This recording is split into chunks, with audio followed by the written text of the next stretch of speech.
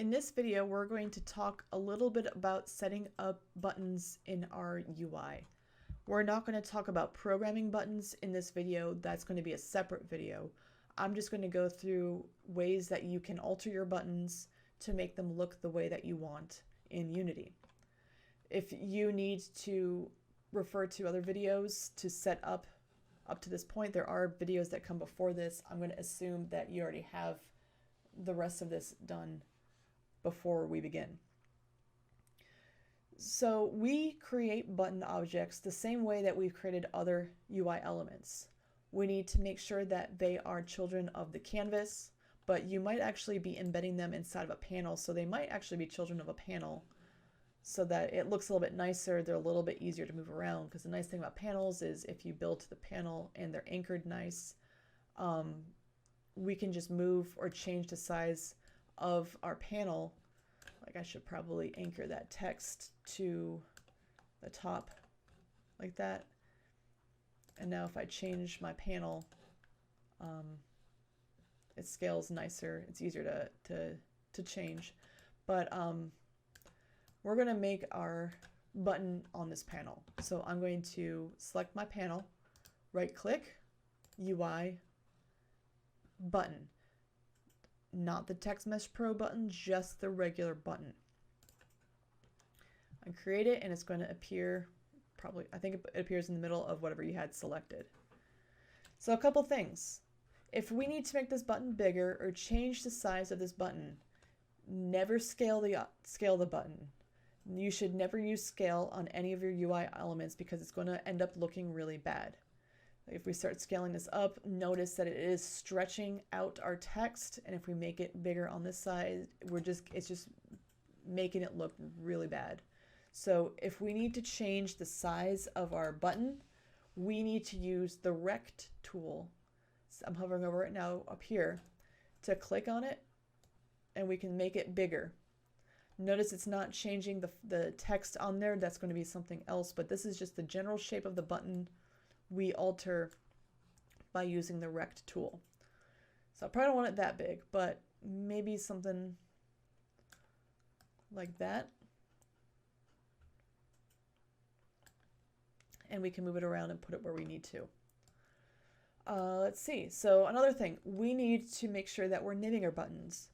You might end up with multiple buttons and you might need to put them in your scripts, or you might want to find them easy in your hierarchy, so you should always give it a unique name. Keep button in there, but probably put on an identifier in front of it, such as, I'm going to call this one the click me button.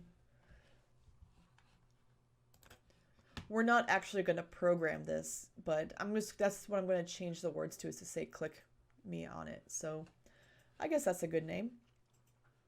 The other things we can change with this button, we can change the color of it. So by default, it's like this white color, and if we click on it, we can change it to whatever we want. We want to make sure that it is legible, so we don't want to change it to anything too crazy.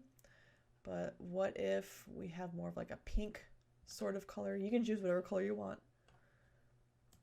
And close that. And that's really the only things that you, at this point, you should be changing on the main part of the button, is using the rect tool to change the size of it, use the color to change the color of it, and give it a name. The next thing we can set up with this button is the actual text on it. By default, it just says button. That's kind of boring.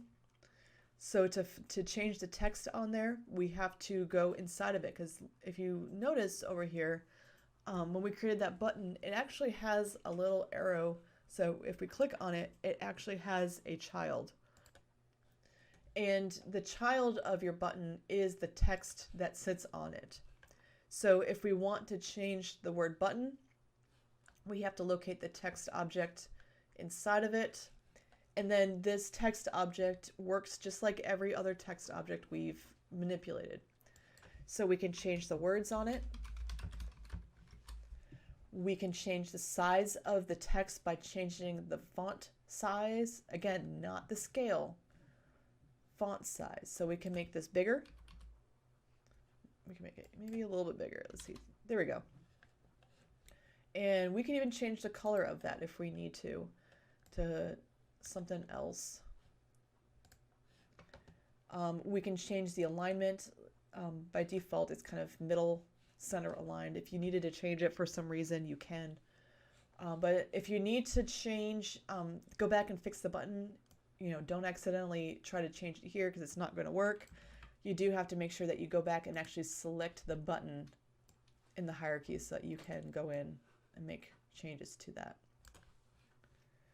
And so as far as setting up the look of your button, that's about it. We will get into setting up functionality of a button in another video. So we're actually going to do in another video setting up a quit button. So if that's what you're looking for, look for the quit button video. But that is it for setting up the look of your buttons.